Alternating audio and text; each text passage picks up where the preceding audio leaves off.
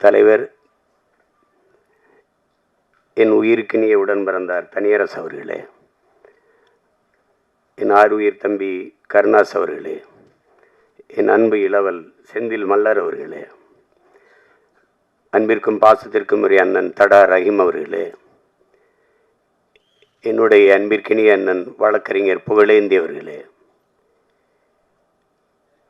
என் அன்பிற்கும் பாசத்திற்கும் உரிய மனித உரிமை போராளி வழக்கறிஞர் பாலு அவர்களே, என் ஆருயிர் தம்பி பத்திரிகையாளர் எழுத்தாளர் ஓவியர் பாலா அவர்களே,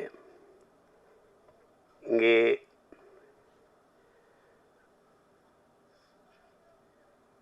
எங்களினுடைய அன்பு மருமகள் கவிதா அவர்களே, அருள் திரு செபாஸ்டியன் அவர்களே,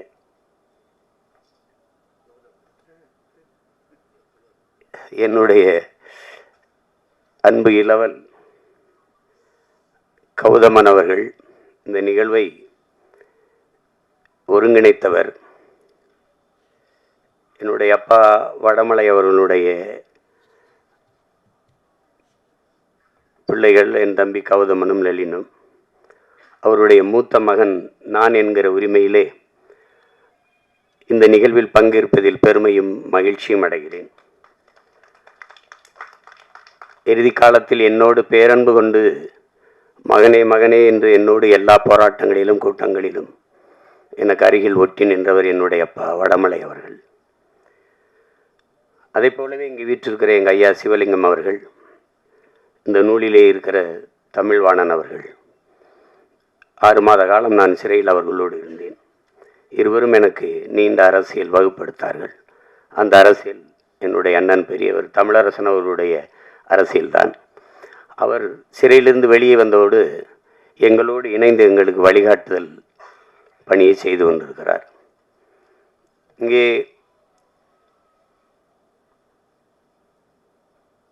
இந்த நூலாசிரியர் என்னுடைய அன்பிற்கினிய சகோதரர் சிவசுப்பிரமணியம் அவர்கள். நாங்கள் எல்லாம் எங்கள் அப்பா மணிவண்ணன் அவரிடத்தில் நான், என் அருமை சகோதரன் செல்வபாரதி இருவரும் உதவி இயக்குநர்களாக இணை இயக்குநர்களாக பணியாற்றிய காலம். அப்போது அண்ணன் வைகோ அவர்கள் ஈழ பயணத்தை மேற்கொண்டு திரும்பியதற்காக அவர் திமுகவிலிருந்து வெளியேற்றப்படுகிறார். அவர் தனியாக ஒரு இயக்கம் தொடங்கல ஒரு பேரணி தமிழ்நாடு முழுக்க நடக்கிறார். அவரோடு நடந்த பிள்ளைகளில் நானும் என்னுடைய சகோதரன் செல்வபாரதியும் அடங்குவோம். அப்போது அப்படியே போய்கொண்டிருக்கும்போது ஈரோடு அந்த பெருந்துறை பகுதியில் போகிற போது ஒரு இடத்துல தங்கி இருக்கோம் நான் எங்கள் அப்பா. அப்போ ஒருவர் வருகிறார். வந்து நம்முடைய மதிப்பிற்குரிய ஐயா வீரப்பனார் அவருடைய புகைப்படங்களை காட்டி, நான் காட்டுக்குள்ளே போய் வீரப்பனாரை சந்தித்தேன், இந்த படங்கள் அவரோட பேசினேன், அவரை பற்றி செய்திகள்லாம் சொல்லுகிறார். அப்போ அது வரைக்கும் நம்ம கேள்விப்பட்டதில்லை பெருசாக. அந்த படங்களை பற்றி சொல்கிறார். நம்ம நிறைய தகவல்களை கொடுத்தார். அப்போ சரியா பேசுவோம், அது குறித்து பேசுவோம். நான் பிற்காலத்தில் அது நக்கீரனில் தொடராக வருகிறது. வீரப்பனை பற்றி தேடல், தெரிதல், புரிதல் எல்லாம் வருது. அந்த வேலையை செய்த அவர் தான், என் அன்பு சகோதரர் தான் அந்த சிவசுப்பிரமணியம். காட்டுக்குள்ளிருந்தும் மக்களுக்கு வீரப்பனை கொண்டு வந்தவர். இப்போது நாட்டுக்குள் இருந்த எங்கள் அண்ணன் பெரியவர் தமிழரசனை மக்களுக்கு அறிமுகப்படுத்துகிறார். ஒரு வரலாற்றில் பெரிய பணி. நான் நம்ம பாரம்பரிய நெல் வகைகளை தொலைத்து விட்டோம். ஒவ்வொரு புத்தகமும் ஒரு விதை நெல்லுக்கு சமம் என்று புரட்சி பாவலர் சொல்கிறார். அதில் என் தம்பி கௌதமன் கூட குறிப்பிட்டார். இது ஒரு ஆகச்சிறந்த வீரியமிக்க விதை நெல். இது நெல் ஜெயராமன் அவர்கள் 500க்கும் மேற்பட்ட நம் பாரம்பரிய விதைகளை ஊர் ஊராக தேடி சென்று சேமித்தது போல என் அன்பு சகோதரன் சிவசுப்பிரமணியம் அவர்கள் பெரியவர் தமிழரசனை பற்றிய செய்திகளை ஊராக தேடி சென்று ஒவ்வொருவராக சந்தித்து சேமித்திருக்கிறார் என்பதில் ஒரு ஐயமும் இல்லை. அதில் என்னுடைய சகோதரன் பாலா அவர்கள், அது வழக்கறிஞர் பாலு, என் தம்பி கௌதம்னு சொன்னது போல மாற்று கருத்து, ஒருவரால் இவ்வளவு பெரிய பணியை செய்த முடிந்திருக்கிறது. அதுக்கு பாராட்டணும், அதுக்கு நம்ம பாராட்டணும். அப்போ நீங்கள் இப்போ ஜான் எஃப் கென்னடி கொல்லப்பட்ட போது ஒருத்தர் படம் எடுத்தார், இப்படி சுட்டார் என்று, அதுவும் ஓடிச்சு. அப்புறம் இன்னொருத்தர் அப்படி இல்லை இப்படி கொல்லப்பட்டார் அப்படின்னு ஒரு படம் எடுத்தார், அதுவும் ஓடிச்சு. இப்போ நம்முடைய தலைவர் மேதகவே பிரபாகரன் அவர்களுடைய முழு வரலாறு யார் கையிலையாவது நூலாக இருக்கா? இல்லை. ஆனால் வரலாறு இல்லாமல் இருக்கா? 100 வரலாற்று புத்தகங்கள் இருக்குது. ஒவ்வொருத்தரும் அவர் ஒரு போக்கில் எழுதியிருக்கிறார். முழுமையான வரலாற்று ஆவணம் யாருக்கும் இன்னைக்கு இல்லை. இந்த காரணம், வரலாற்றை படைப்பவனுக்கு வரலாற்றை எழுத நேரம் இருக்காது. அதுதான் இங்கே இருக்கிற சிக்கல். எங்கள் அண்ணனுடைய வரலாறை, பெரியவரே வந்து எழுதினாதான் அவங்கவுங்க கேள்வி செய்தி வெளிச்செய்தி. ஆனாலும் இது வரலாற்றில் அரிய பணி, பாராட்டத்தக்க பணி. இப்போ எங்கள் அண்ணன் வந்து எப்படி கொல்லப்பட்டிருக்கலாம், உங்களுக்கு ஒரு கருத்து இருக்குது, இப்படி எழுதுங்க. இப்படி கொல்லப்பட்டு அதையும் எழுதுங்க. எல்லாத்தையும் படிக்கிறோம், எது சரியோ. ஆனால் ஒன்று உண்மை, பெரியவர் என்று நம்மோடு இல்லை, அவர் விட்டு சென்ற பணிகள் நமக்கு கையளிக்கப்பட்டிருக்கு, நம்மோடு இருக்கு. அதை தான் சேகுவாரா சொல்கிறான். ஒருவர் மரணித்து போனதாலேயே அவர் கொண்டிருந்த நோக்கமும் முன்வைத்த முழக்கமும் மரணித்து போவதில்லை என்று. அது அப்படியே தான் இருக்குது. அது இருக்கிறனால இவ்வளோ காலம் கழித்து இவ்வளோ பேர். அன்னைக்கு பெரியவரை பிடிக்கணும் கொல்லணும்னு நினச்ச காவல்துறை நினச்சிருக்காது, இன்னைக்கு இவ்வளோ பேர் கூடுவான்ட்டு. அது நடக்குது. அதனால் அதில் மாற்று கருத்து இருக்குது. அதுக்காக இப்போ வருந்திக்கிட்டு இருக்க வேண்டியதில்லை. உங்களுக்கு இதுதான் நடந்ததுன்னா அதை சொல்லுங்கள், அதை கேட்குறோம். ஆனால் இது சிவசுப்பிரமணியத்தை எவ்வளவு பாராட்டினாலும் தகும். இந்த பணியை செய்வதற்கு அவருக்கு முன்பு இங்கே யாரும் இல்லை என்பதை ஒத்துக்கணும். எங்கள் ஐயா சோழ நம்பியார் சொல்கிறார், நான் ஒரு புத்தகம் வெளியிட்டிருக்கேன், வரலை, தெரியல. இப்போ வரும்போது அங்கே நூல் விற்று கொண்டு இருந்தார். அவரை பார்த்தேன். அண்ணனை பற்றி, தமிழரசனை பற்றி ஒரு புத்தகம். இது என்னன்னு கேட்டேன். பல அறிஞர்கள் சொன்ன கட்டுரை, தகவல்கள்ன்றாங்க. அப்படிதான் தொகுப்பு இருக்குது.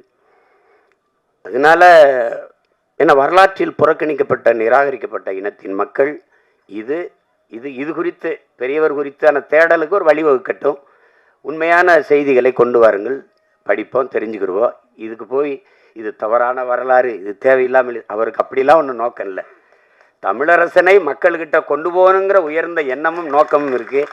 அதை நீங்கள் பாராட்டணும். இங்கே பேசிய என்னுடைய அன்பு மருமகள் கவிதா அவர்கள், நம்முடைய அம்மா, இது நீங்கள் தெரிஞ்சுக்கணும். அது அண்ணன் தமிழரசன் அவர்கள் தென்னார்காடு மாவட்டம், அந்த மதகளி மாணிக்கம் அந்த ஊரில் ஐயா துரைச்சாமி, இங்கே சேங்கொண்டம் அருகில் இருக்கிற பொன்பரப்பியில் பிறந்த அம்மா பதுவுசி அம்மாள், இவர்கள் இருவருக்கும் 1945 ஏப்ரல் 14 பிறக்கிறார்.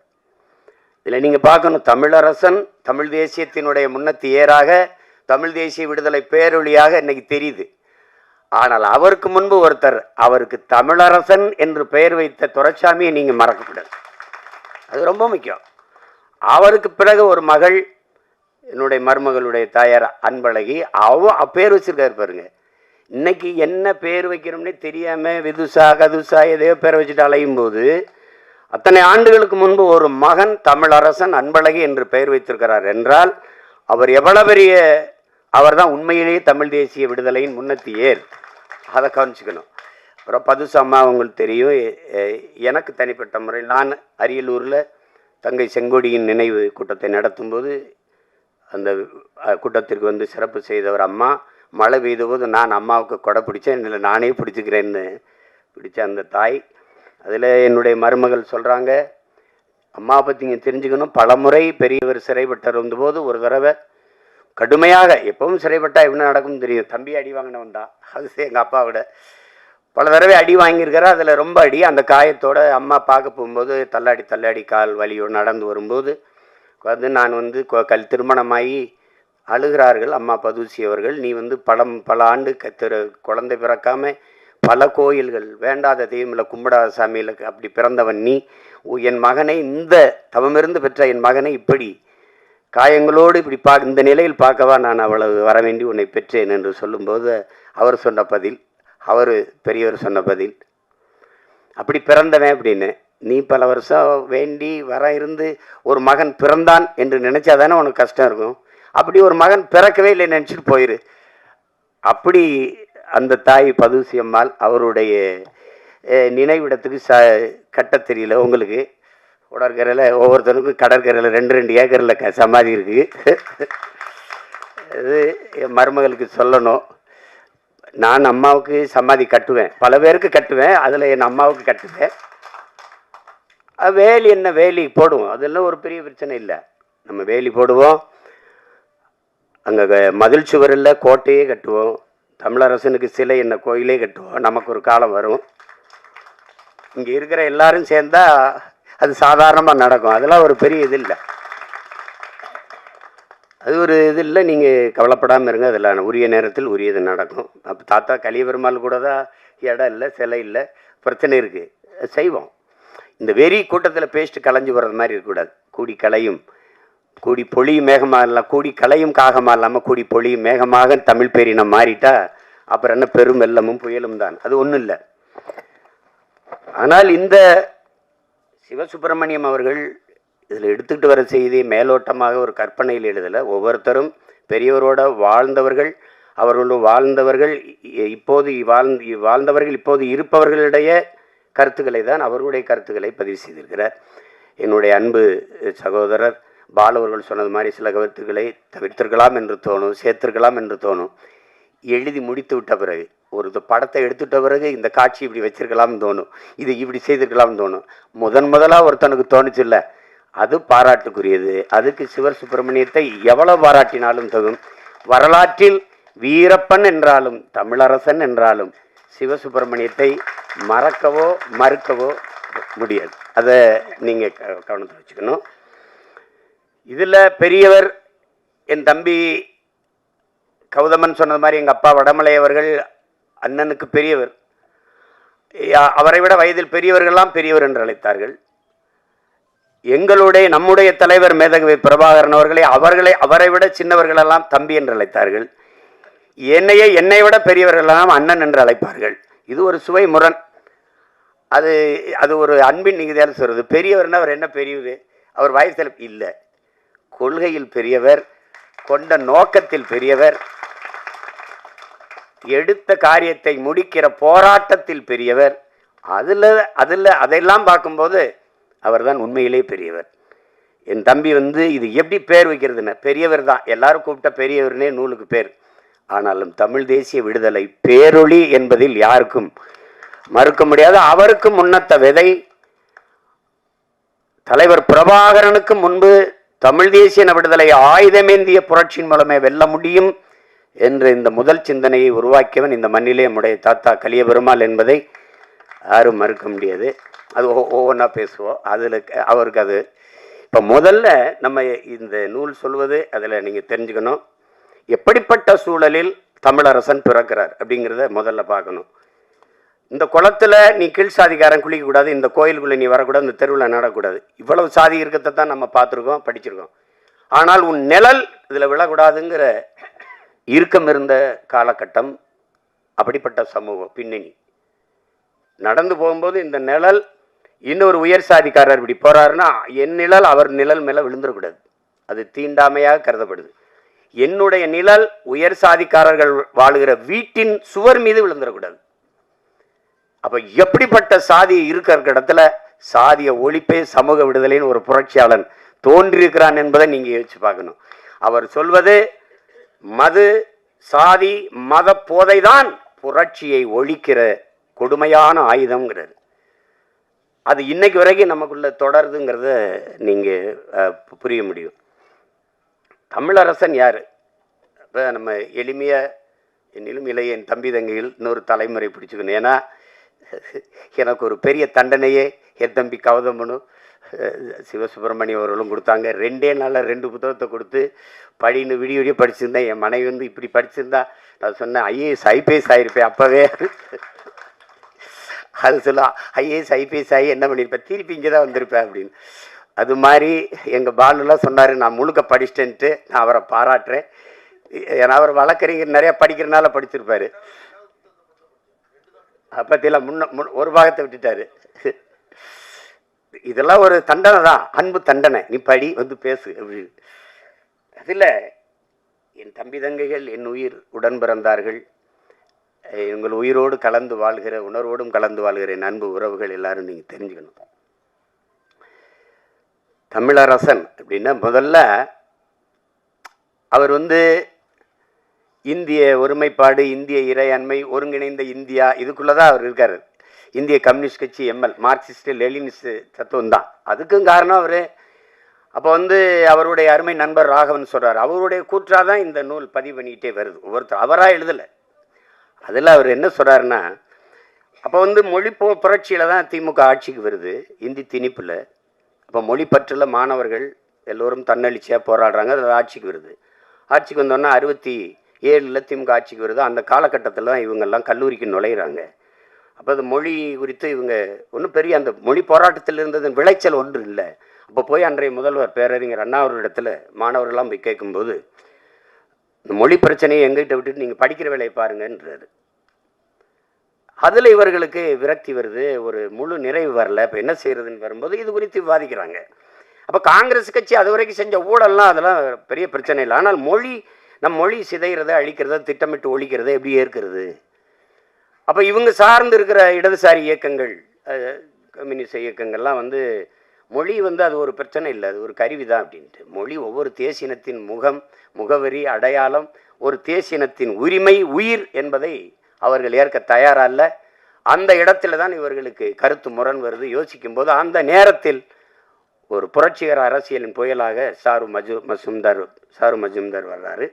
அவர் வைக்கிற அவருடைய ஆவேச பேச்சுக்கள், அவர் முன்வைத்த கோட்பாடுகள் இவர்களை இழுக்குது. அப்போ இதில் உள்ள வந்துடுறாங்க.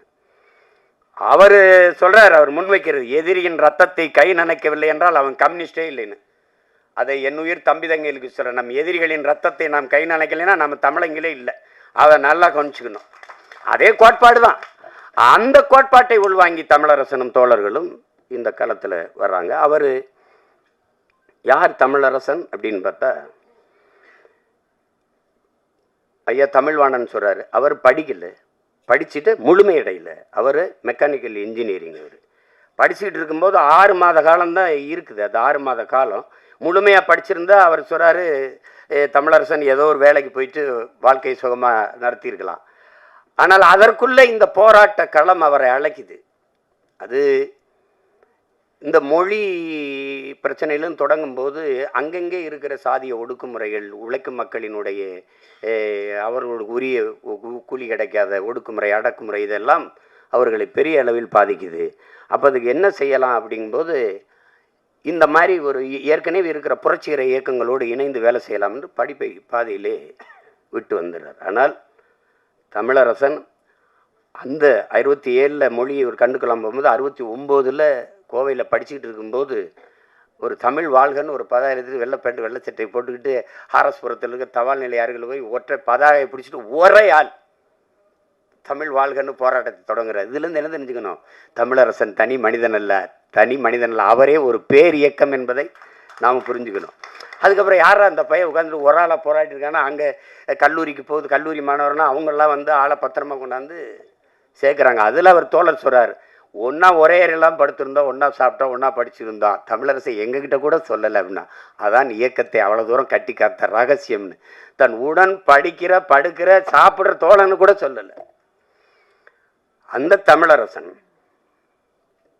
அவருடைய ஊர் மதகளிர் மாணிக்கத்தில் பட்டுச்சாமின்னு ஊராட்சி மன்ற தலைவராக இருக்கார், பெரியவர். அப்போ தமிழரசன் படிச்சுட்டு வீட்டுக்கு வரும்போது அக்கா, அன்பழகி, உறவினர்கள் எல்லாம் சொந்தக்காரங்களாம் அவருக்கு தின்பண்டங்கள், சாப்பாடு பாடலாம் செஞ்சுக்கிட்டு வரும்போது வர்ற சாப்பாடை எல்லாம் அங்கே கூடி இருக்கிற பிள்ளைகள், அங்கே இருக்கிற உழைக்கும் மக்களுக்கு எல்லாம் கொடுத்துட்டு, அவர் கொண்டு வந்தது சுவையான சாப்பாடெலாம் கொடுத்துட்டு, அந்த பட்டுச்சாமி அவங்க வீட்டில் அங்கே இருக்கிற உறவுகள், அந்த மக்கள் செய்கிற பழைய சோறு, கஞ்சி, இதை எடுத்து அது சாப்பிடுவார் தமிழரசன். அதுதான் தமிழரசன். இருக்கிறத மக்களுக்கு கொடுத்துட்டு என்ன இருக்குதோ. இது எங்கேருந்து வருதுன்னா, மலையாளப்பட்டினம் ஒரு கிராமத்தில் அரசியல் வகுப்படுத்தி கொண்டு இருக்கும்போது தன்னுடைய தோழர்களோட அவர் சாப்பாடு அங்கே இருக்கிற ஒரு சிற்றூரில் ஏற்பாடு ஆகுது. அது ஒடுக்கப்பட்ட பழங்குடி மக்கள் வாழ்கிற இடம்.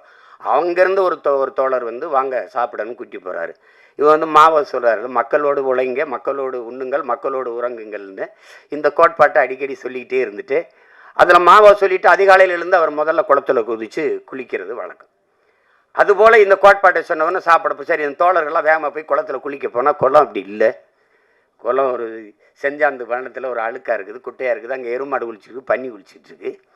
இப்போ என்னன்னு தெரியல. அப்போ போயிட்டு யோசிக்கும்போது இந்த கோட்பாட்டை சொல்கிறாரு. மாவா சொல்லியிருக்காருல, மக்களோடு உழையுங்கள், மக்களோடு உண்ணுங்கள், மக்களோடு உறங்கன்னு. அதே சொல்லிக்கிட்டு அது வந்து ஓடி போய் குளிக்கிறாங்க. புரட்சி ஓங்குகன்னு குளிச்சுட்டு வந்தால் சாப்பாடு வைக்கும்போது பார்த்தா சுண்டலி அது மண்டையோடு இருக்குது. அது சாப்பாடு சுண்டலி மண்டையோடு எளிய சாப்பிட்றதே கடினம்.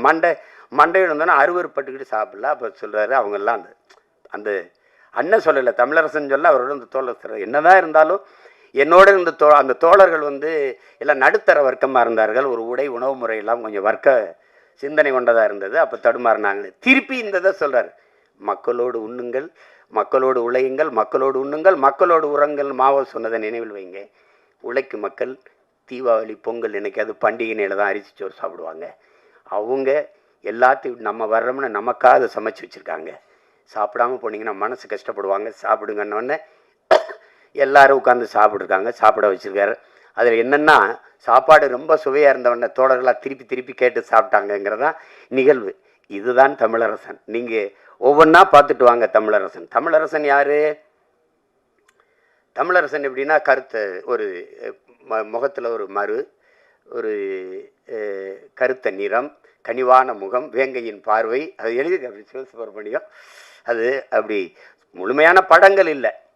இன்றைக்கி இருக்கிற அரசியல் தினமெல்லாம் 1,00,000 ஃபோட்டோ இருக்கும், போஸ்ட் கொடுத்து நம்ம வச்சுருக்கலாம். போராளிக்கு ஃபோட்டோ எடுக்க நேரம் இது. அப்போ அப்படி வர்றது. அப்போ அந்த சேங்கொண்டம் பக்கத்தில் இருக்கிற குளங்களில் இருக்கிற அந்த செம்மண் படிந்த தண்ணியில் துவைக்கிறதுனால ஒரு அரக்காவி நிறத்தில் வேட்டி சட்டை, அது ஏற்ப ஒரு துண்டு வச்சுட்டு சரியாக சீப்பு வச்சு தலைவாடுற பழக்கம் இல்லை. அதனால் ஒரு சுருளாக அடர்த்தியாக எண்ணெய் தேய்ச்சி சீவாதனால அது அப்படி இருக்கிற முடி, அந்த மாதிரி இருக்கிற ஒரு உருவம்.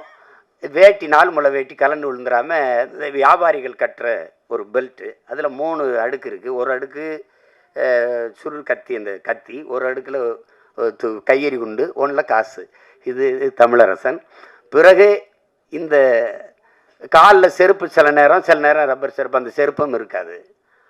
எப்படி பார்த்தாலும் நடந்து நடந்து நடந்து நடந்து காலெல்லாம் கண்டக்காலெல்லாம் செம்மண் புழுதி வடிஞ்ச கால்கள். ஆனால் கையில் ஒரு சாக்கு பை. சில நேரம் அந்த தம்பி கவுதன் சொன்ன மாதிரி இதெல்லாம் மனிதன் ஏறி ஓட்டுற சைக்கிளாங்கிற அளவுக்கு ஒரு சைக்கிளில் அந்த பின்பக்கம் கேரியரில் அந்த வச்சுக்கிட்டு வர்ற ஒரு இதுதான் தமிழரசனுங்கிறது. இவ்வளோ வெளிய அடையாளம் தான் தமிழரசனுக்கு.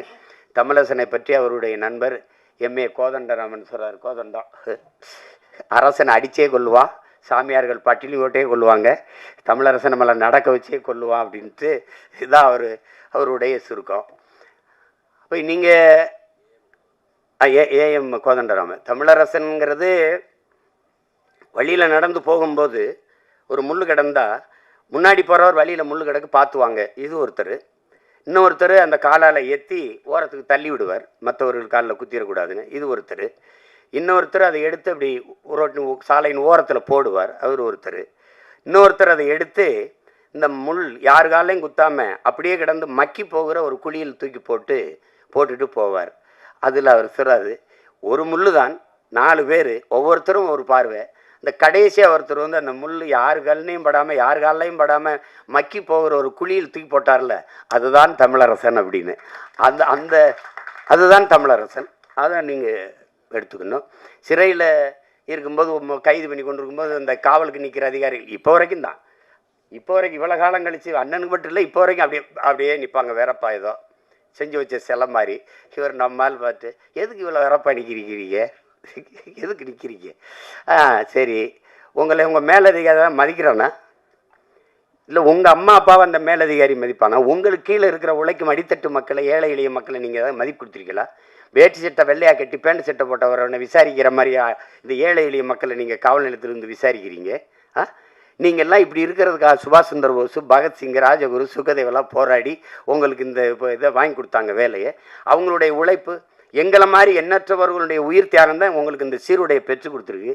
அதெல்லாம் நீங்கள் வாங்குகிற சம்பளம் உழைக்கும் மக்களுடைய காசு, ஏழை எளிய மக்களின் உழைப்பு. உங்களுக்கு அதிகாரம் பண்ணுற மேலதிகாரிகள் சம்பளமும் எங்கள் காசு தான். அதையெல்லாம் மறந்துட்டு நீங்கள் உண்மையிலே வேலை உழைக்கும் ஏழை எளிய மக்களுக்கு செய்யணும், அவங்களுக்கு தான் சேவை செய்யணும். நீங்கள் அதிகாரிகளுக்கு கையெட்டி நிற்கிறீங்க, அடிமையாக இருக்கீங்கள, இதில் விறப்பு வேறு அப்படின்னு பேசுகிறப்படி. அதை கேட்டால் சரி என்னடா ரொம்ப கேவலமாக இருக்கு பிறகுன்னு கொஞ்சம் இது பண்ணுறாரு. அப்போ நீங்கள் வந்து சட்டத்திற்கு முன்பு எல்லாம் சமம்ங்கிறீங்க. நீங்கள் போலி அரசியல், போலி சுதந்திரம், இது அப்படி இருக்கா? இங்கே ஜனநாயகங்கிறது இருக்கா? சட்டத்திற்கு முன் எல்லோரும் சமம்ங்கிற அப்படி இருக்கா? அப்படிப்பட்ட அதிகாரம் நிறுவப்பட்டிருக்கா? அப்படிப்பட்ட ஜனநாயகம் இருக்கா? அது இல்லை. எல்லாருக்கும் சம அளவு உணவு கிடைக்குதா? பாதுகாப்பான வாழ்க்கை இருக்கா? அது கிடைக்கணும்னு தான் நாங்கள் போராடுறோம். இதுதான் தமிழரசனுடைய கொள்கை கோட்பாடு. நீங்கள் முழுக்க போட்டு படிச்சுருக்க நேரம் இருக்கோ இல்லையோ, இதை தமிழரசன்னா யாருன்னு தெரிஞ்சுக்கணுமே. நீங்கள் தமிழரசை வெடிகுண்டு வீசுறா, கொள்ளையடிச்சா, சுட்டுட்டான், இப்படித்தான் நம்ம முன்னோர்கள். இங்கே இந்தியம் வேறு ஆரியம் வேறு இல்லை. இந்தியம் திராவிடம் ரெண்டும் தமிழ் இனத்திற்கு, தமிழ் தேசிய அரசியலுக்கு நேர் எதிரானது என்பதை நீங்கள் புரிஞ்சுக்கணும். நீங்கள் எப்படின்னா, இங்கே கலியபெருமாளை பேசுனீங்கன்னா அவர் பயங்கரவாதி, அவர் மரண தண்டனை கைதி. எனக்கு தெரிஞ்சு தூக்குக்கு முன்னாடி நிற்கும்போது நமது மரபை பாருங்கள். பகத்சிங் அவன் மன்னிப்பு கடிதம் எழுதி கொடுத்தா விடுதலை. ஆனால் கடிதம் வருது, பிரிட்டிஷ் ஆளுநருக்கு கடிதம் வருது, பிரித்து பார்க்குறார். பகத்சிங் மன்னிப்பு கடிதம் எழுதி கொடுத்துட்டான்னு தான் நினைக்கிறார். ஆனால் பிரித்து படிக்கும்போது அவன் என்ன சொல்கிறான்னா, நான் உன்னோட அரசியல் போர் புரிஞ்சிருக்கேன், அதனால என்னை தூக்கில் போடக்கூடாது, எனக்கு துப்பாக்கி வச்சு சுட்டு கொள்ளணும், இல்லை பீரைக்கு வச்சு குண்டை வச்சு இது வச்சு சுட்டு என் நெஞ்சை பிளந்து கொல்லணுன்றான். அதில் அந்த ஆளுநர் பயந்துறான். மன்னிப்பு கடிதம் எழுதி கொடுத்து மரணத்திலிருந்து தப்பிக்க அந்த வீரன் தயாராக இல்லை. அதுக்கு முன்னாடி நம்முடைய பாட்டன் தீரன் சின்னமலை மரண கயிற்றை எடுத்துக்கிட்டு வாரான். வெள்ளக்கார டக்குன்னு பறித்து கழுத்தில் மாட்டிக்கிறேன். அப்படி கழுத்தில் மாட்டிக்கிட்டு தள்ளி விடுறாரு. போட, நீ எதிரிடா, எனக்கு மரணத்தை கூட பரிசா தந்தாயின்னு வரலாறுல வந்துடக்கூடாதுடா அப்படின்னு. அவனுடைய வாரிசு மருது பாண்டியர் பெரியவர் இப்படி முட்டிக்கால் போட்டு எல்லாரையும் முட்டிக்கால் போட்டு நிறுத்திட்டான். தூக்கில் போட போகிறான். 7 வயசு பையன் பக்கத்தில் இருக்கான். அவர் கேட்குற, டேய், நான் உடைய எடுத்து சண்டை செஞ்சேன் போடுறேன், இந்த 7 வயசு பையன் என்னடா செஞ்சா அப்படின்னு. 7 வயசு பையனு கூட பயப்படுற நீ கோழைடா, இவனை உயிரோட விட்டால் கூட உனக்கு ஆபத்துன்னு நினைக்கிறல்ல அந்த வீரன். இப்படி ஒவ்வொருத்தராக பாருங்க. கடைசியாக நம்ம தாத்தா கலியபெருமாள் மன்னிப்பு கடிதம் எழுதி கொடுத்தா விடுறேங்கிறான்.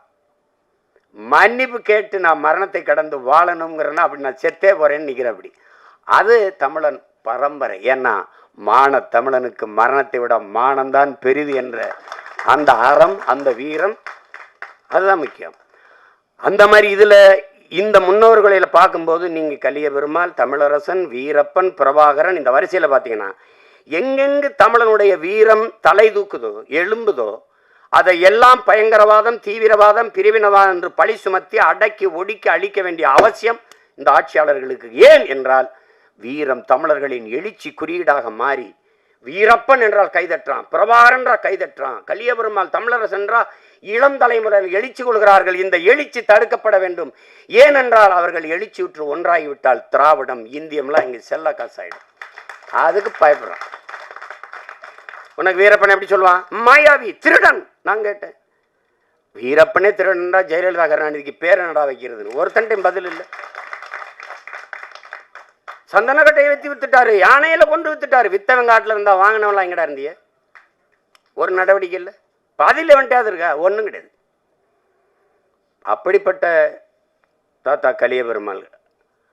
அந்த ஒவ்வொருத்தரையும் நீங்கள் நினச்சி பார்த்தீங்கன்னா ஒன்று புத்தகம் முழுக்க அரிய செய்திகள் நீங்கள் படிக்கணும். சாரு மஜ்னும்தார்னா நீங்கள் சும்மா அப்படி சொல்லிட்டு போகல. அவர் எப்படி வந்தார், எப்படி நக்சல் பாரிகள் உருவானாங்க, எப்படி நக்சல் பாரிகள் இயக்கம் ஒடுக்கப்பட்டது, அதெல்லாம் அதில் இருக்குது. அப்போ அந்த மாதிரி தமிழரசன் இந்திய பாதை, இந்த ஒருங்கிணைந்த இந்தியா, இதுக்குள்ள உழைக்கும் மக்கள், அடித்தட்டு மக்களின் உரிமை, பாட்டாளி வர்க்கத்தின் விடுதலை, இதெல்லாம் இருக்கு. தமிழ் தேசிய விடுதலை, தமிழ் தேசியம் என்று வருவதற்கு காரணம் 1983 ஜூலை அங்கே இலங்கை ஈழத்தில் நடந்த கலவரம். அந்த நூலகத்தை எரித்து அவங்க எடுத்த கலவரத்தில் அவர் அப்படியே போக்கு மாறிடுது. எப்படி மாறுது? என் போன்ற பிள்ளைகள், என்னுடைய அன்பு உடன் பிறந்தார் பால் அவர்கள் சொல்கிறது மாதிரி, இதில் இருக்க எல்லா பயிலும் திராவிடத்துலேருந்து வந்தவன் தான். எங்கள் கோஷ்டி முழுக்க. நீ இல்லையா? இவ கம்யூனிஸ்ட்டு, எங்கள் அப்பா கம்யூனிஸ்ட்டு, நீனு இல்லையா? இது எல்லாம் நாங்கள் பேசாத பெரியாரா அண்ணாவா? 15 ஆண்டுக்கு பல பேர் எல்லாம் போச்சு. கடைசியாக எங்கள் அண்ணனை போய் பார்த்தவொன்னே, ஓஹோ நம்ம வேறு பக்கம் திரும்பி போகணும் போல இருக்கு அப்படின்னு அப்போ தான் தெரிஞ்சுது. அதுபோல் இனச்சாவு எப்படி எங்களை போன்ற பிள்ளைகளை திசை திருப்பிச்சோ, அப்படி அண்ணன் தமிழரசனை ஈழப்படுகொலை, அந்த கலவரம், அந்த 1983 ஜூலை படுகொலை மாற்றிடுது. அப்போது தாத்தா கலியபெருமாள் அவர்கள் அதற்கு முன்பே தனித்தமிழ் ஈழம் தவிர அந்த மக்களுக்கு தீர்வில்லை என்கிற முடிவுக்கு வந்துடுறாரு. பின்னாடி அண்ணன் சேர்ந்துடுறாரு. இப்போ நீ மருதாற்று பாலத்தில் வெடிகுண்டு வச்சது அண்ணன் தமிழரசன் தாத்தா கலியபெருமாளுக்கு தெரியாமல் எதுவும் செய்யலை. அவர் சொன்னதை பத்திரமா கவனமாக செய்யுங்க, மக்களுக்கு பாதிப்பு வந்துடக்கூடாது. அதுதான் அவர். நீங்கள் வச்சுக்கிறீங்க. அவர் மூளைனா இவர் செயல், அப்படி தான் இயங்கியிருக்காங்க. அதில் சுருக்கமாக சொல்ல வரும்போது அதில் ஐயா சோழன் நம்பியாரெலாம் நிறைய செய்திகளை சொல்லியிருக்கிறாங்க. அதில் அவர் சொல்கிறதுன்னா, கலியபெருமாள் புலவர் கலியபெருமாள் மட்டும் இல்லை என்றால் தமிழ்நாடு விடுதலை படை என்ற ஒன்றே உருவாயிருக்காது.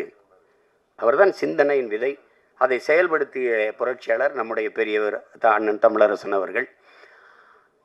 அதுக்கு பிறகு பாருங்கள், முதல் சுவரொட்டி மருதாற்று பாலம் வெடிச்சிருது. அந்த வெடித்த உடனே தேடி போகிறார் துர்க்காண்டி. அங்கே ஒரு சுவரொட்டி ஒட்டப்பட்டிருக்கு, பெரிய 2 அடி நீளத்தில். இதில் தமிழீழ விடுதலையை இந்திய நாடு அங்கீகரிக்கணும், விடுதலை புலிகளை தமிழீழ தேசிய விடுதலை போராட்டமாக விடுதலை போராளிகளாக அங்கீகரிக்கணுங்கிறது சுவரொட்டி. திருப்பி அவர் ஆர்எஸ் மாத்தூரில் திருப்பி விரட்டி போகிறார், கண்டுபிடிக்க போகிறோன்னு துக்காண்டி போகிறார். போகும்போது அதிகாலையில் பெண்கள்லாம் தண்ணி குடத்தை கொண்டு போகிற மாதிரி அந்த தண்ணி தொட்டியில் ஏதோ ஒட்டியிருக்குது. அந்த இதை போய் பார்த்தா தேர்தல் பாதை, திருடர் பாதை, மக்கள் புரட்சி பாதை, மகத்தான பாதைன்னு எழுதி ஒட்டியிருக்குது. இது 2 எழுத்தும் ஒரே எழுத்தாக இருக்குன்னா எழுதுன ஆள் இங்கே தான் இருக்கார், நம்ம ஆள் தேடிக்கிட்டு இருக்காருன்னு அப்படி தான் அவரை தேடி போகிறாங்க. அப்போ இந்த ஒவ்வொன்றுமே பாருங்கள், இந்த மண்ணில் தமிழருடைய தமிழ் தேசிய விடுதலை, சாதிய ஒடுக்குமுறையிலிருந்த மக்களின் விடுதலை. இப்போ நீங்கள் எல்லாரும் ஒன்று நீங்கள் புரிஞ்சுக்கணும், என் உடன் பிறந்தார்கள். தனிநாடு அப்படின்னு நீங்கள் தமிழரசன் தனிநாடு கேட்டவர், கலியபெருமாள் தனிநாடு கேட்டவர், பிரபாகரன் அகன்ற தமிழீழம் கேட்டார். இப்போ நாங்கள்லாம் தமிழ் தேசியம் பேசுகிறத செப்பரேட்டிஸ்ட்டு, இன சாவனிஸ்ட்டு, மொழி சாவனிஸ்ட்டு, இன வெறியர்கள் இது அது கொஞ்சம் பெருமையாக தான் இருக்குது. அப்படி சொல்லும்போது நமக்கு கொஞ்சம் பெருமையாக தான் இருக்குது. ஏன்னா நல்ல தமிழ் தாய்க்கும் தமிழ் தகப்பனுக்கு நம்ம பிறந்தோம்ங்கிறத உறுதிப்படுத்திக்கிட்டே இருக்காங்க இல்லை. அதில் நமக்கு சரிதான் ஒருவர்கள்லாம் ஃபாசிஸ்ட்டும்பான் சொல்லிக்க. ஆனால் ஒன்றை என்னிலும் இல்லை, என் தம்பி தங்கைகள், என் உயிருக்கு நீ உடன் பிறந்தார்கள், பேரன்பு மிக்க பெற்றோர்கள் புரிந்து கொள்ளணும். நாங்கள் தனி நாடு கேட்கல. ஏன் கேட்கல? இந்த நாடே என்னது, அதை நீங்கள் நல்லா விளங்கின தம்பி. இந்த நாங்கள் தேங்காயை உடைச்சி சில்லு எடுத்து கடிக்கிற பயில்கன்னு நினைக்காத. மொத்த தேங்காயும் என்னது. இந்தியா எந்நாடு, பாரத நாடே பைந்தமிழர் நாடு என்பதை இனி வரும் தலைமுறையின முழக்கத்தை முன்வைக்கணும். பாரத நாடு பைந்தமிழர் நாடு, பகைவர் அனைவரும் ஓடுதான். இந்த நான் சொன்னா நீங்க கேட்க மாட்ட. உலகத்திலே ஆகப்பெரும் அறிஞன் ஒருத்தர் இருக்கான், 65,000 புத்தகம் படித்தவன். ஆசிய கண்டத்திலே மிகப்பெரிய நூலகம், தனி மனித நூலகம் இருந்தது.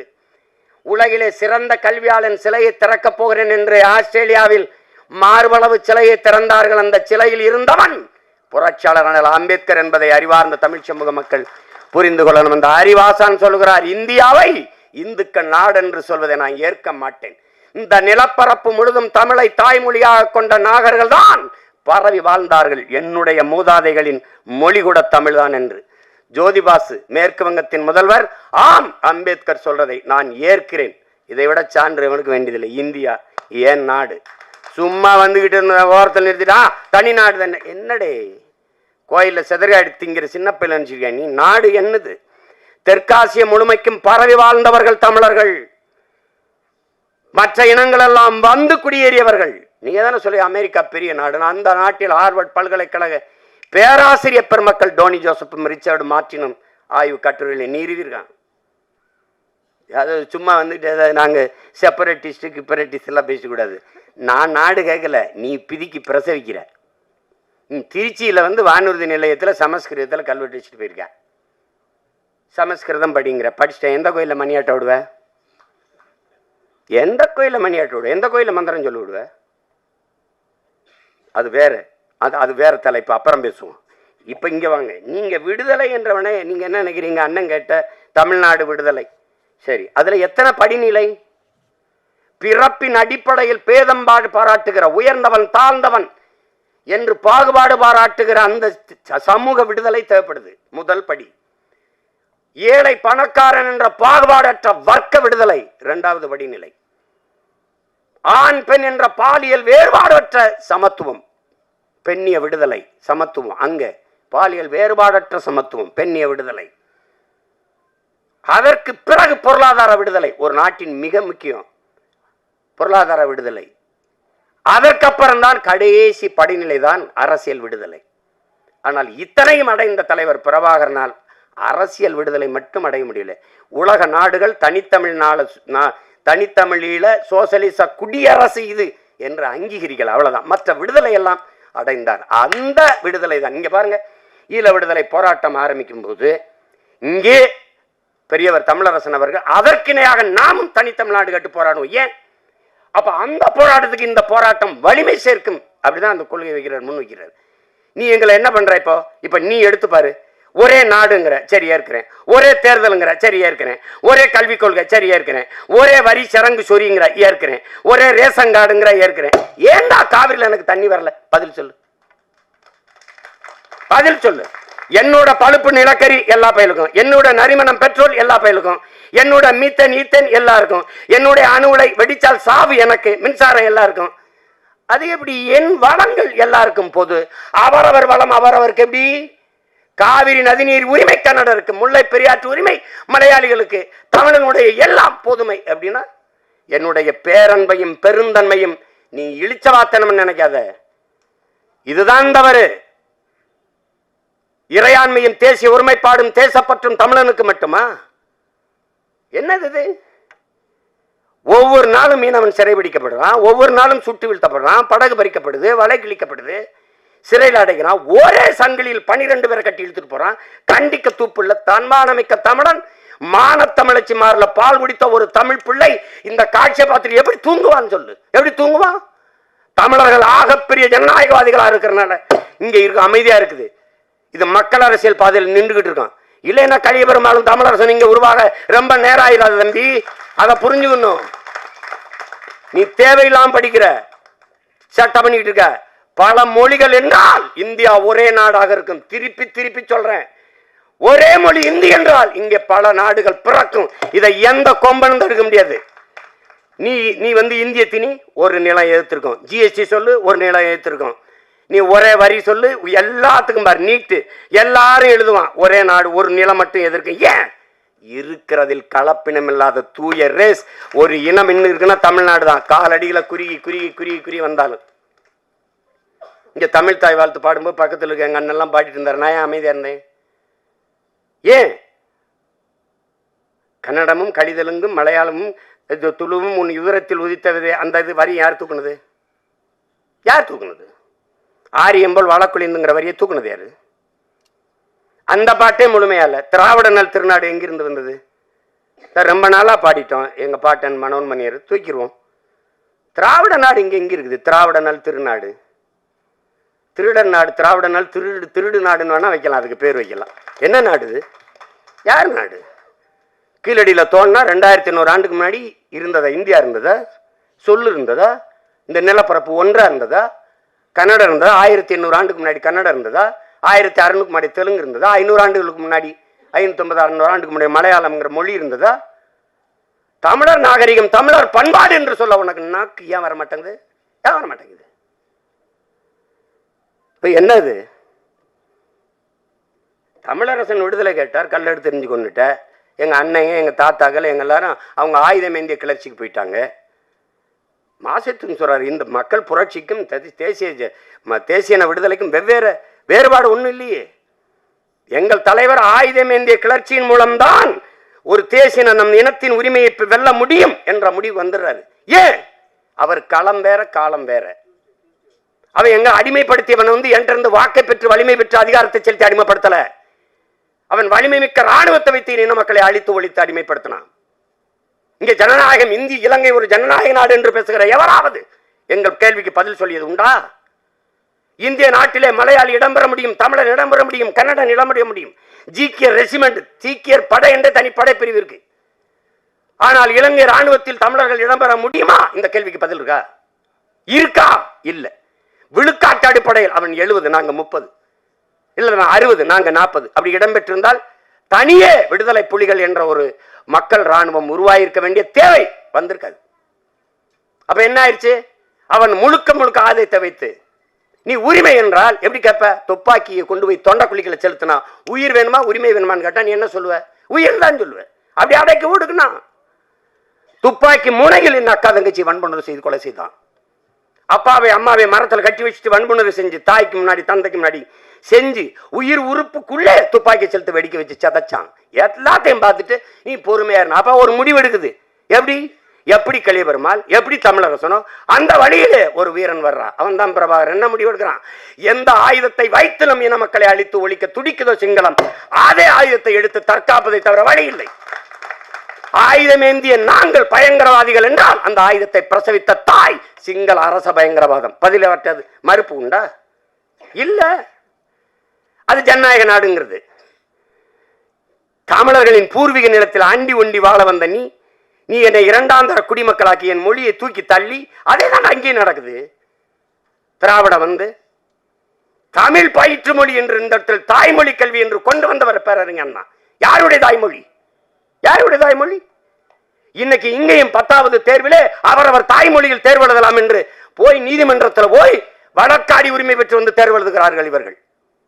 அப்புறம் நிகழ்ச்சி முடிஞ்சு தெருவை போகும்போது இருபக்கம் பாருங்க, தமிழகத்தின் தமிழ் தெருவில் தமிழருக்கு அன்பாருங்க. கோபம் வரக்கூடாது, அது பேசக்கூடாது, அப்படியே போயிரு. அப்படின்னா எப்படி? எப்படி கொடுமை இதெல்லாம், கொடுமை. அதுல அவர் நின்ன காலம் வேற. அவன் ஆயுதத்தை எடுத்து அழுத்தி உடைக்க நினைக்கிறான், அதே ஆயுதத்துக்குள்ள. அதான் எதிரி எந்த மொழியில் பேசுகிறானோ அதே மொழியில் பேசினா தான் எதிரிக்கு புரியும். நீ என்ன ஆயுதம் எடுக்க வேண்டும் என்பதை எப்போதும் எதிரி தான் தீர்மானிக்கிறான். மாவோடைய கோட்பாடு எடுத்தான். மரம் அமைதியாகத்தான் இருக்க நினைக்குது, ஆனால் காற்று அதை இப்படி இருக்க விடுவதில்லை. நாங்க அமைதியாத்தான் இருக்க நினைக்கிறோம், ஆனா நீ விடுறதில்லை. 400 டிஎம்சி வந்த நேரத்தில் காவிரியிலிருந்து தண்ணி வந்தது, இப்ப மறுக்குது. ஏன் மறுக்குது? என்னுடைய பழுப்பு நெல்கறி எடுத்து என்ன ஆட்டம் போடுற? எங்களுடைய தாத்தா ஜம்பலிங்கம் சொந்த 500 ஏக்கரை கொடுத்தான். ஜம்பலிங்கம் முதலியார் அவனுக்கு செலவைக்கு சொல்லி போறான்னு வச்ச கீழே இந்தியில் எழுதி வச்சுட்டு போயிருக்க. என்கிட்ட அதிகாரம் இல்லைன்னு தானே 6 நொடியில உடச்சு கீழே தள்ளிட்டு நான் மறுபடி கட்டி தமிழ் எழுதி வைக்கிறேன். எவ்வளோ நேரம் ஆயிரும்? இப்படிதான் என் மரும வந்து பாட்டிக்கு வந்து இது வைக்கணும், மாமாவுக்கு செலவு வைக்கணும், கெஞ்ச விடுற. இதுக்காவது நம்ம வெள்ளணும் இந்த நாட்டில், இதுக்காவது நம்ம வெள்ளணும். என்ன என்ன என்ன பாருங்க. அப்ப எல்லாம் தமிழனுடைய இதெல்லாம் பொது. உலக மொழிகளின் தொன்மத்தை தமிழிலிருந்து அறியலாம். நம்ம சொன்னதுதான் பிரதமர் பேசுறார். உலக மொழிகளின் இந்தியாவின் தொன்ம மொழி தமிழ். இந்திய மொழிகளின் தொன்மத்தை தமிழிலிருந்து அறியலாம். உலகின் முதன் மொழி தமிழ். எல்லாம் சொல்றீங்க. ஆனால் புதிதாக கட்டிய பாராளுமன்ற கட்டடத்திலே இந்தி, சமஸ்கிருதம், இங்கிலீஷிலே கல்வெட்டு இருக்கு. ஏன் என்னதும் தமிழ் மொழியில ஒரு கல்வெட்டு இல்லை? இந்த 40-39 உறுப்பினர் கொண்டு வைங்க, பல்லாங்குழி ஆடுறீங்களா? இதையும் கேட்டு பெற முடியல.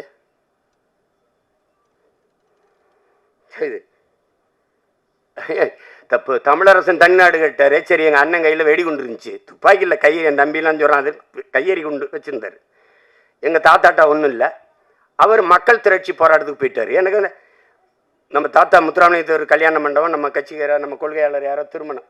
அந்த திருமணத்தில் போய் அப்போ நான் சினிமா எடுத்துக்கிட்டு அப்பப்போ பெரியாரிய மார்க்சி அம்பேத்கர் கூட்டங்களை போய் பேசுகிறதா. அதே ஏதாவது இப்படி சிவப்பு துண்டை போட்டு இதை கால் மேலே உட்காந்து இப்படி உட்காந்துருக்கு. அப்படி இங்கிட்டு ஓடுறேனே பார்த்துங்க, வாடா.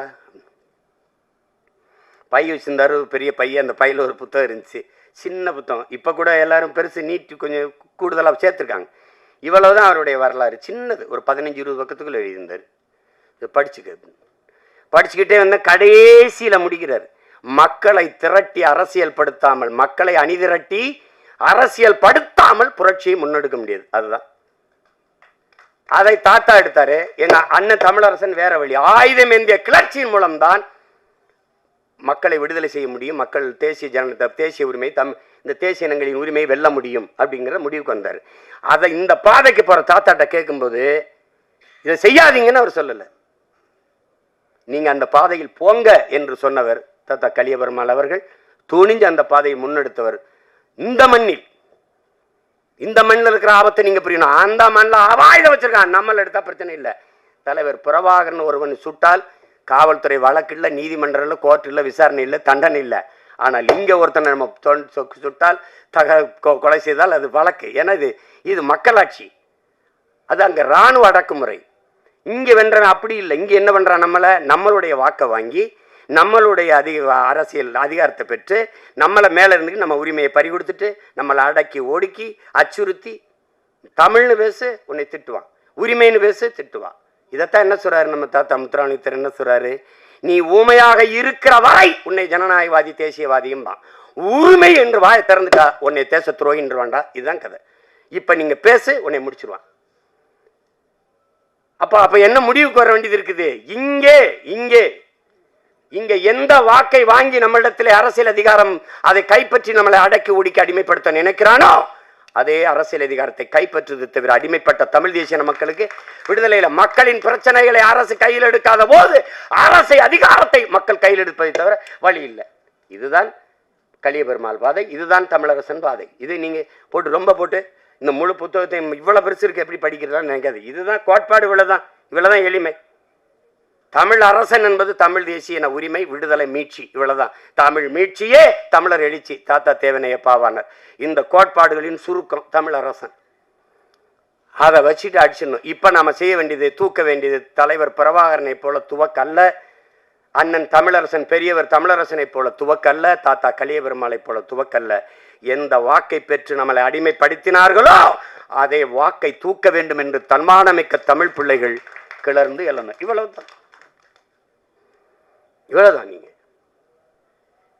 நீங்க பேச்சளவுல இங்க சாதி ஒழிப்பே சமூக விடுதலை, அது இப்ப பாத்தீங்கன்னா அப்படி இருக்குன்னா தன் சாதி தவிர பிற சாதியை ஒழிக்கிறது, இதான் இங்க சமூக விடுதலை. ஆனால் கலியபெருமாளும் தமிழரசனும் கண்டது அதல்ல. இவர்களால் அந்த சமூக ஓர்மையை நிறைவேற்ற முடியவில்லை, ஆனால் நிறைவேற்றி காட்டியவன் அந்த நிலத்தில் நம்முடைய தலைவன் பிரபாகரன். நீங்க உயர் சாதிக்காரன் சுடுகாட்டின் வழியே தாழ்ந்த ஆதி தமிழ் குடிமகனினுடைய உடலை சுடுகாட்டு வழியே கொண்டு போக முடியல இங்க. ஆனால் அங்கே நீ பிரிகேடியராரு, சாதாரண வீரனாரு, எவனா இருந்தாலும் ஒரு விடுதலை புலி மறவன் மாவீரர் துயிரும் இல்லத்தில் ஒன்னா படுத்திருந்தான். அதுதான் பிரபாகரனுடைய சாதனை. இந்த நிலத்தில் விதைத்ததை அந்த நிலத்தில் நிறைவேற்றி காட்டிய புரட்சியாளன் தலைவர் பிரபாகரன். நீ இந்த கோட்டுக்குள்ள நாட்டுக்குள்ள வெளியில என்னவாவே இரு, ஆனால் என்னுடைய இயக்கத்துக்குள்ள வந்தால் தமிழனாயிருங்கிறான் அவருடைய கோட்பாடு. அதை நிறைவேற்ற இந்த நிலத்தில் போராடிய புரட்சியாளர்கள் தாத்தா கலியபெருமாளும் பெரியவர் தமிழரசனும் என்பதை தம்பி தங்கிகள் மறந்து விடக்கூடாது. இப்போ அவங்க ரெண்டு பேரும் இல்ல, ஆனால் முன்வைத்த கோட்பாடும் கொள்கைகளும் நமக்கு கையளிக்கப்பட்டிருக்கிறது என்பதை நீ மறந்து கடந்து போயிட முடியாது. எப்படி சிதைந்து அழிந்து கொண்டிருக்கிற தமிழ் தேசிய மக்கள் பாதுகாப்பாக வாழ்வதற்கு போராடித்தானாக வேண்டும் என்ற நிலைக்கு தள்ளப்பட்டு விட்டார்கள். இந்த வரலாற்றின் பேர் அழைப்பிலிருந்து பெரும் பணியிலிருந்து தமிழ் இளம் தலைமுறையினர் விலகிச் செல்ல முடியாது என்று தலைவர் பிரபாகரன் சொன்னதை நீங்கள் கவனத்தில் வச்சுக்கணும். தாத்தா கலியபெருமாளும் பெரியவர் தமிழரசனும் விட்டு சென்ற வரலாற்று பெரும் பணி நமக்கு கையளிக்கப்பட்டிருக்கிறது என்பதை நீங்க நினைக்கணும். நீங்க இன்னைக்கு புத்தகம் எழுதி பாராட்டிருக்கீங்க, அங்கே மருமக சொல்லுது மாமாவுக்கு சிலை இல்லை, பெரியவருக்கு சிலை இல்லை, பெத்த தாய்க்கு நினைவிடம் கட்ட முடியல, அதுக்கு சொந்த நிலத்தில் ஒரு வேலி கட்டி பாதுகாப்பா வைக்க முடியல. இப்ப தெரிஞ்சுக்க நீ எவ்வளவு கீழான அடிமையா இருக்க. எத்தனை கோடியில ஒவ்வொருத்தனும் கடற்கரை சமாதி எங்கெங்க இது. இதுல பத்தாக்குறைக்கு பேனா வேற வைக்கிறேன்ட்டு இதெல்லாம் வந்து கொடுமை. இது கார் ரேஸ் கொழுப்படுத்து, கார்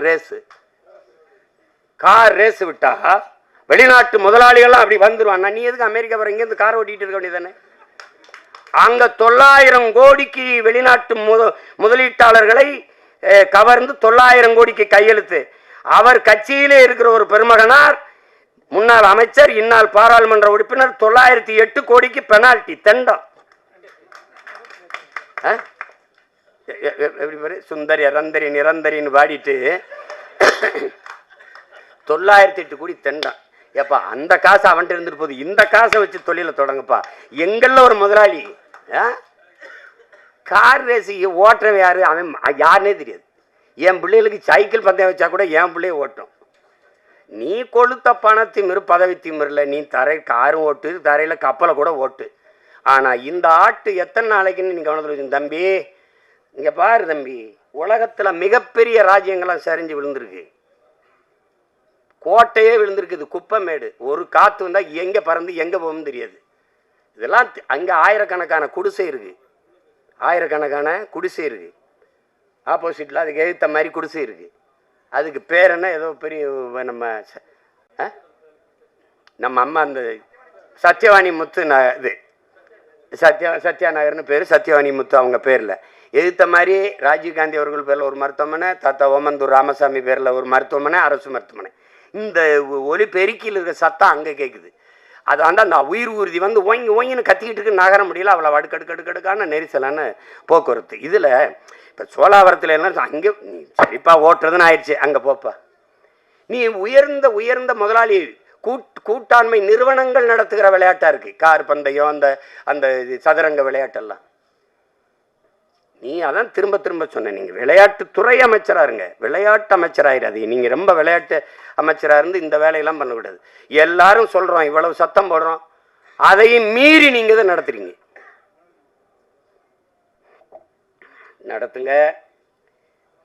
அதாவது அநீதி அக்கிரமம் பெருகும் போது தானே ஒரு புதிய ஒன்று தோன்றும். இது ஒன்றும் பண்ண முடியாது. இது இப்போதைக்கு நமக்கு இருக்கிற மிகப்பெரிய பொறுப்பும் கடமையும் இங்கே பல்வேறு அமைப்புகளை சேர்ந்த பெருமக்கள்,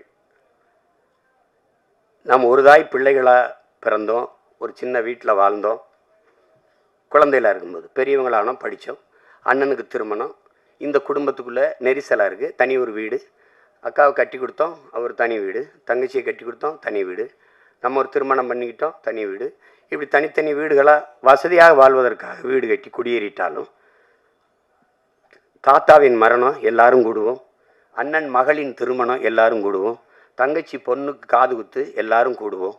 அப்படி ஒரு குடும்பத்தில் பொது நிகழ்வு என்று எல்லோரும் கூடும்போது, நம் இனத்தின் பொது சிக்கல் என்று வரும்போது, இங்கே தனித்தனி வீட்டில் இருப்பது போல தனித்தனி இயக்கங்களாக இருந்தாலும் ஒரே நோக்கத்துக்காக ஒன்றிணையும் போதுதான் தமிழ் தேசிய மக்கள் அரசியல் வலிமை பெற முடியும், விடுதலை பெற முடியும் என்பதை அறிவார்ந்த தமிழ் சமூக மக்கள் புரிந்து கொள்ளணும். இங்கே தமிழரசன் என்பது தனி மனிதன் அல்ல, அது ஒரு இனத்தின் வரலாறு, எழுச்சியின் பெருங்குறியீடு. அன்னைக்கு பேச தயங்கினார்கள். அந்த காலகட்டத்தில் ஐயா தமிழ்நயன் வந்திருக்காங்க, என்னுடைய அண்ணன் புகழேந்தி வழக்கறிஞர் வந்திருக்கார்கள். அவர்களெல்லாம் தமிழரசனை பற்றி பேசி பேசி பேசி கொண்டு போனார்கள். தீவிரவாதி பயங்கரவாதி என்று பழி சுமத்திய தலைவர் பிரபாகரனையே இந்த நாட்டில் தலைவர் என்று நிறுவிவிட்ட நாம் பெரியவர் தமிழரசனையும் தாத்தா கலியபெருமாளையும் கொண்டு போய் சேர்க்க முடியாதா என்ன? எளிதாக கொண்டு போடலாம். நீங்கள் ராஜீவ்காந்தி கொலையில் குற்றம் சாட்டப்பட்ட 7 பேர் விடுதலையை சாத்தியமா என்று கேட்டார்கள். அதற்கு பெரும்பங்காற்றிய என்னுடைய அண்ணன் தடா சந்திரசேகர் அவர்கள், இன்னும் மூத்தவர் இல்லை, அன்பிற்குரிய அண்ணன் புகழேந்தி அவர்கள் இருக்கிறார்கள். இங்கே பல பேர் அரசியல் போராட்டத்தில் கலந்துக்கிட்ட என்னுடைய தம்பி கௌதம் போன்றவர்களாம் இருக்கிறார்கள். அந்த விடுதலையை சாத்தியப்படுத்த முடியாது என்றுதான் எல்லோரும் நினைத்து கொண்டிருந்தார்கள். இன்று சாத்தியப்பட்டு விட்டது. அதுபோல தமிழ் தேசியமெல்லாம் வெல்லுமா, இதெல்லாம் சாத்தியமா என்று எது ஒன்றும் சாத்தியத்திலிருந்து பிறப்பதில்லை. என் உடன் பிறந்தவர்களே, தேவையிலிருந்தான் பிறக்கிறது. இந்த அரசியல் கலியபெருமாள் தொடங்கி தமிழரசன் முன்னெடுத்து தலைவர் பிரபாகரன் பெருமெழுச்சியாக எடுத்து உலக நாடுகளை திரும்பி பார்க்க வைத்த தமிழ் தேசிய அரசியல் தேவையா தேவையில்லையா என்பதை என் உயிர் சொந்தங்களிடத்திலேயே நாங்கள் அந்த முடிவுக்கு விடுகிறோம். இங்கே தமிழ் தேசியம் என்றால் நீங்கள் ரொம்ப குழப்பிக்கிறாதே. இது நாடு தமிழ்நாடு, தேசம் தமிழ் தேசம். இங்கு வாழ்கிற மக்களின் மொழி, கலை, இலக்கியம், பண்பாடு, அவர்களுடைய தொன்று தொட்ட வேளாண்மை, அவர்களுடைய நீர் உரிமை, நில உரிமை, காட்டு உரிமை, கனிம வளம், கடல் வளம், இவற்றை பாதுகாப்பது, பெண்ணிய உரிமை, தொழில் வளர்ச்சி, பொருளாதார மேம்பாடு, இதுக்கெல்லாம் ஒரு அரசியல் இருக்கிறது. தமிழ் தேச அரசியல், தமிழ் தேச அரசியல், அவ்வளவுதான். இந்த திராவிடம் மாதிரி எங்களுக்கு குழப்பம்லாம் கிடையாது. ஒரு தடவை நிலப்பரப்புங்கிறது, ஒரு தடவை இனத்தின் பேருங்கிறது, அப்படி ஒரு இனமே இல்லைங்கிறது. திராவிடம்ங்கிறது அன்னைக்கெல்லாம் சொல்றாரு, ஒரு திருமணம்ன்றாரு. திராவிடம்ங்கிறது கல்யாணம் தான். அதான் அது மாதிரி நிறைய இதில் இந்த நூலின் சிறப்பு என்பது, வெளியிலிருந்து நீங்கள் மக்கள் வெகுவாக செவிவெளி செய்தியா தமிழரசன் என்ற ஒரு போராளியை, ஒரு புரட்சியாளரை இளைய தலைமுறை பிள்ளைகள் இன்றைய பெரும்பாலான தமிழ் மக்கள் புரிந்து கொண்டதை இது மாற்றும். நீங்கள் நினைக்கிற தமிழரசன் இல்லை, ஆகப்பெரிய நீங்கள் புரட்சி எங்கிருந்து வருது, போராடணும் எங்கிருந்து வருது, மானுட நேயத்திலிருந்து தான் பிறகுது. அதை தான் சேகுவாரா சொல்கிறான். அவர்கள் பசியோடு இருந்தார்கள், நான் உணவளித்தேன், என்னை மனிதாபிமானி என்றார்கள். ஏன் இவர்களுக்கு உணவு கிடைக்கவில்லை என்று கேட்டேன், என்னை கம்யூனிஸ்ட் என்றார்கள். இதுதான் தமிழரசர் பசிக்கு உணவு அளித்தவராகவும் ஏன் இவர்களுக்கு உணவு கிடைக்கவில்லை என்று கேட்ட கம்யூனிஸ்டாகவும் இருக்கிறார். இதுதான் இங்கே இருக்கிறது. இதை நீங்கள் நல்லா விளங்கணும். எப்பவுமே ஒன்று, தலைவர் என்பவன் மக்களை மக்களுக்காக போராடுகிறவன் தலைவனாக இருப்பான். மக்களுக்காக போராடுகிறவன் புரட்சியாளன், மக்களை போராட தயார் செய்கிறவனாக இருப்பான். ஆனால் கலியபெருமாளும் தமிழரசனும் இங்கே தலைவர் பிரபாகரனும் ஒரே நேரத்தில் தலைவராகவும் புரட்சியாளராகவும் இருந்தார்கள். நான் போராடுவதோடு அல்லாது வகுப்படுத்து. உரிமை என்றால் என்ன? உரிமை உயிரினும் மேலானது. இது எங்கிருந்து தொடங்குது? அடிமை வாழ்வினும் உரிமை சாவு மேலானது. முன்னவர்கள் சரணடைந்து வாழ்வது, சண்டையிட்டு சாவது. தலைவர் பிரபாகரன் சொல்றாருல, தமிழரசன் கலியபெருமாள் பேரை கேட்டவன் நமக்கு வர வேண்டியது. சாக பயந்தவன் தரித்திரமாகிறான், சாக துணிந்தவனே சரித்திரமாகிறான். இன்னைக்கு கலியபெருமாளும் தமிழரசனும் வீரப்பனும் தமிழின மக்களிடத்தில் வரலாறாக மாறி இருப்பதற்கு காரணம் சாக துணிஞ்சதுதான். ஏன்னா நீ எப்படியும் சாக போற, அதுக்கு எதுக்கு பயப்படுற? அதை தான் ஐயா அப்துல் கலாம் வேற வடிவத்தில் சொல்றார், உன் பிறப்பு சாதாரணமாக இருக்கலாம், இறப்பு சரித்திரமாக இருக்கணுங்கிறார். அப்போ அப்படி தன் பிறப்பை அர்த்தமுள்ளதாக மாற்றி, வாழ்க்கையை அர்த்தமுள்ளதாக மாற்றி, வாழ்வின் முடிவை சரித்திரமாக மாற்றிய புரட்சியாளர் பெரியவர் தமிழரசன் என்பதை இந்த நூலை படித்து முடிக்கும்போது உங்களுக்கு தெரியும். அந்த முடிவு நீங்கள் ஆண்டனி குயின் எடுத்த உமர் முக்தார் பார்த்துருப்பீங்க. ஒரு வயதான பெரியவர் போராடி அவர் முற்று பெறும்போது, அவர் தூக்கிலிட்டு கொல்லும்போது அவர் கழுத்திலிருந்து விழுந்ததை ஒரு சின்ன பையன் ஓடி வந்து எடுப்பான். அதன் தொடர்ச்சி நாயகனில் அதையே திருப்பி ஐயா மணிரத்னம் எடுத்த படத்தில் ஐயா கமலஹாசன் வேல்நாயக்கர் இறந்து விழுந்த பிறகு அவர் அந்த அந்த இதை வந்து அவர் பேரன் எடுப்பான், அந்த எடுப்பான். அப்படி எடுக்கும்போது அப்படி முடிப்பார். அது மாதிரி புரட்சியாளர் பெரியவர் தமிழரசன் இல்லைனாலும் அவர் இறந்த தினத்தில் பிறந்த நம் தமிழரசன் இருக்கிறான். எங்கே இருக்கா? அங்கே இருக்கான். அதே மாதிரி கருத்தை முகம் உருவம் அந்த என்ன சொல்றது அதே மாதிரி இருக்கான், அப்படியே இருக்கான். அதனால எது ஒன்றும் முடிவுற்றது என்று எண்ணி விடாதீர்கள் என் உடன் பிறந்தவர்களே. வெட்டிய மரத்தின் வேரில் இருந்து தளிர்த்து முளைக்கும் அந்த செடி போல தமிழ் பேரினம் விழுந்து விழுந்து எழும். நாங்கள் விழுவதெல்லாம் அழுவதற்கல்ல, எழுவதற்கென்பதை நிரூபித்து காட்டி கொண்டிருக்கிறோம். நாங்கள் விழுவோம், விழுவோம், எழுவோம், விடுதலையாய் எழுவோம். புரட்சியாளர் கலியபெருமாள் வழியிலே, புரட்சியாளர் பெரியவர் தமிழரசன் வழியிலே, உலக பேரினத்தின் ஒப்பற்ற பெருந்தலைவன் பிரபாகரன் வழியிலே வீரமான தமிழ் பிள்ளைகள் தொடர்ந்து எழுவோம், விடுதலையாய் எழுவோம். அடிமை தமிழ் சமூகத்தின் உரிமை மீட்சிக்கு அன்னை தமிழ் பிள்ளைகள் எல்லோரும் ஒன்றிணைந்து நிற்போம். அதுதான் நம்முடைய பெரியவர். அவருடைய நினைவு நாளில் நாம் அவருக்கு செலுத்துகிற உண்மையான வீர வணக்கமாக, புரட்சிகர வணக்கமாக இருக்க முடியும். புரட்சியாளர் பெரியவர் அண்ணன் தமிழரசன் அவர்களுக்கு என் புரட்சிகரமான வீர வணக்கத்தை செலுத்துவதில் மகிழ்ச்சியும் பெருமையும் அடைகிறேன். உங்கள் அனைவருக்கும் என்னுடைய அன்பும் நன்றியும். வணக்கம். நாம் தமிழர்.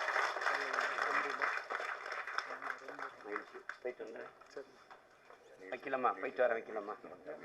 நல்லா தொகுத்து வழங்குறீங்க, பாராட்டுக்கள் உங்களுக்கு.